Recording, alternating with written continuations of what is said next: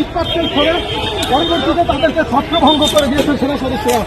দেখতে পাচ্ছেন এই মুহূর্তে এনসিপির জুলাই পদযাত্রা চলছে, তারা রয়েছেন গোপালগঞ্জে এবং সেখানে এই মুহূর্তে সেখানে কিন্তু সম্পূর্ণ পরিস্থিতি বিরাজ করছে। দেখতে পাচ্ছেন সেনা সদস্যরা রয়েছেন এবং তারা টিয়ার শেল এবং ফাঁকা বুলেট দিয়ে কিন্তু সরিয়ে দিচ্ছেন, আমরা দেখতে পাচ্ছি।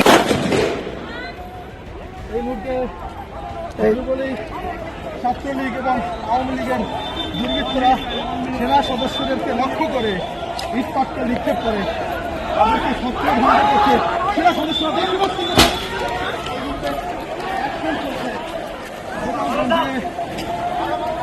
সেনাবাহিনীর যে অ্যাকশন, সেই অ্যাকশন আমরা দেখতে পাচ্ছি। গোপালগঞ্জের যে